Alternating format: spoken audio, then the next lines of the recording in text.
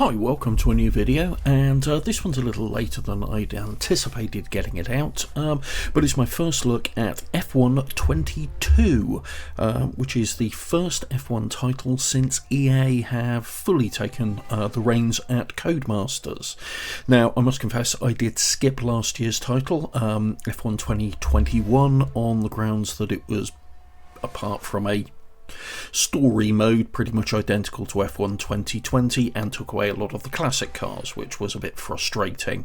So heading into F1 22 and having a few hours with it under my belt now, what are my initial thoughts around it? Well, despite claims by Codemasters and EA, the physics aren't really groundbreaking in any specific or noticeable way. They just seem like a nice evolution of the engine we had in F1 2020. The force feedback's decent enough, the physics are reasonably accurate enough, the cars drive as you would expect them to, and it's all very immersive from that point of view.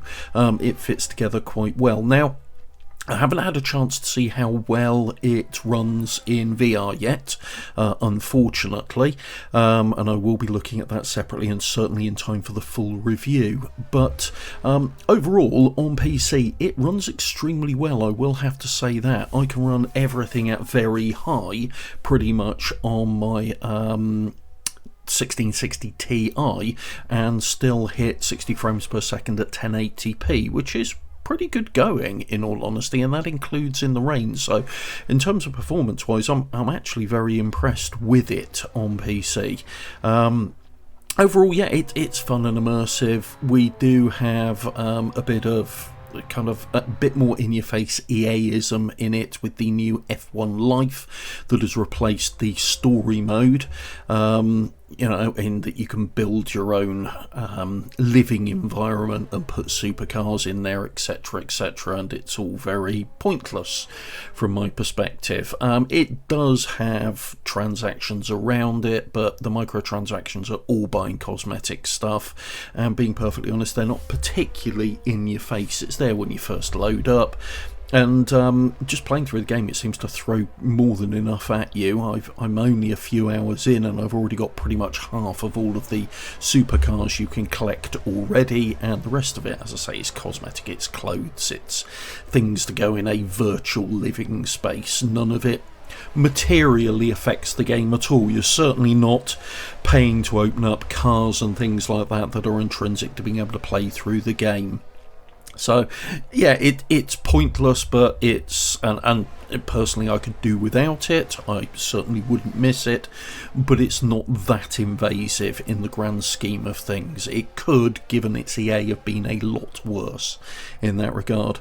That does lead me on to talk about the supercars.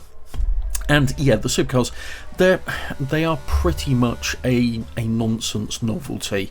The FIA, I think, has clearly locked down what can be done with them in an F1 titled game. That's my assumption, and I don't think it's an unreasonable one. So you are pretty much limited to the Pirelli hot laps, a lot of which aren't even laps. They're kind of like 3 goes through a short section of a track where you have to try and hit an average speed minimum. Autocross, where you have to get through cones without knocking them over, and this kind of thing, drift events, and they are pretty much a meaningless distraction, in all honesty. But overall, in its core, it's an F1 game again, doing what F1 games do really well and have done under Codemasters guys for a long time. It's not really rocking the foundations of F1 titles, and as such, yes, it is a year-on-year iteration kind of thing, but it does what it does solid and well enough. That's certainly my impression from my initial look. Plus points are that. Negative points are we still haven't got classic cars yet. I'll try that again. We still haven't got classic cars back, which would be good if we did. And yeah, the supercars and the F1 Life stuff is pointless and meaningless from my perspective. But overall there's more than enough positives to outweigh the negatives so far. So yeah, I will come back hopefully in about a week or so's time with a full review of F1 22, so keep an eye out for that. And if you've enjoyed this video, please do hit the like button, and if you want to see more content like this, please do subscribe to the channel and hit the bell icon to be notified when new content gets uploaded. Thanks very much, take care, bye.